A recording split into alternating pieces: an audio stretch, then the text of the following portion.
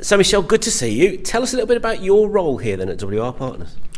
So I'm Michelle Beardshaw, the Head of People and Culture here at WR Partners, been here for just over 12 months. So that means being in charge of skill searching, recruitment, vetting and apprenticeships, presumably. All of that and more, yes. So making sure that we've got a great environment and offer for all of our employees here, of which kind of 30% are students and apprentices. So really important that we have got good engagement, that we've got good offers, just a great support to them.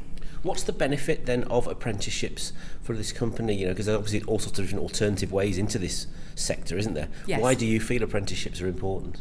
It's really important to us to have the right partnership with our clients, and we found that growing our own is what delivers that for us. So bringing people in, either as school leavers or graduates, to focus on the career of becoming an accountant, and we do a wraparound study to go alongside their professional studies as well. And how many different kinds of strings to their bow can they learn when they're here? Yeah, well, we've got lots of different offers for apprenticeship schemes. So we have the AAT, we have ACCA, ACA, CTA, CIMA and CIPD as well. So quite a range. But in addition to their kind of professional studies, we also have a lot of CPD learning and other skills that they can take part in to complement their professional studies. And you've obviously been a fan and supporter of apprenticeships for a long time here at WR Partners. So I guess you've got examples of apprentices who started here and have now progressed through the ranks to other positions. Absolutely. So we've got a number of our partners who started as school leavers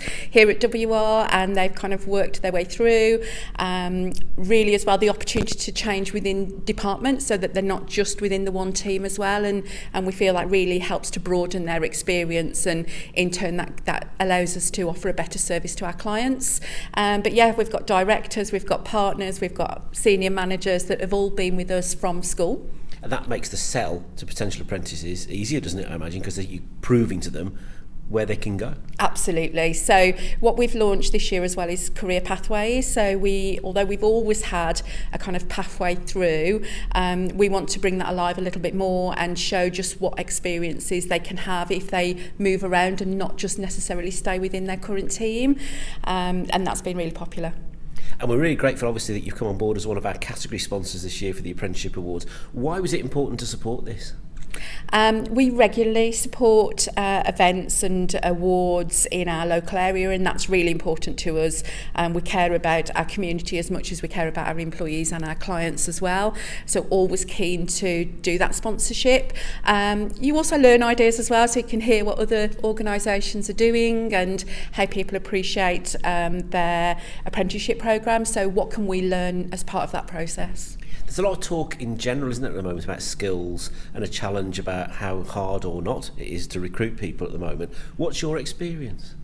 Yeah, definitely a challenge. So bringing in the kind of students is not as much of a challenge, but trying to bring qualified people into the organisation when they're such in demand is really difficult. So that's why we like to bring as many through from the apprenticeship stage as we can. But always being conscious and working in partnership with our learning providers to make sure that the studies fit what the business need and what our clients are looking for, because it changes over time. So we need to make sure that we are keeping pace with that. Do you think, apprenticeships themselves have changed a lot over the years, haven't they? How difficult is it to sell the idea of an apprenticeship to young people? Do they understand what it actually means?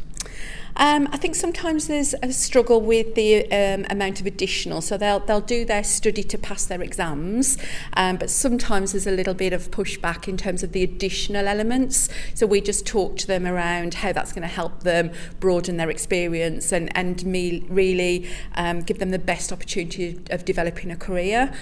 So we do provide, we've got a study hub now that we've launched this year, which is on our internal site that they can access lots of information. We've also had a study handbook for a number of years that is their go-to place for any information to help them with their studies.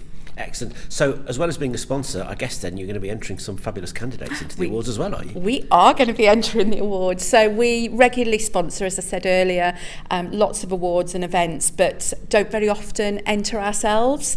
And I think it's just a great opportunity to showcase some of our apprentices and their journeys, and really recognise that we really appreciate that, and we think they're really great at what they do. So yeah, looking forward to entering the awards. Well, hopefully the apprentices themselves are excited about the opportunity to get a bit of glory, a bit of opportunity on stage. But of course, it's about the employers as well as the apprentices, because there's no apprentices unless we have employers in Shropshire who embrace and believe in apprentices to give them the opportunities, is there? Absolutely, yeah.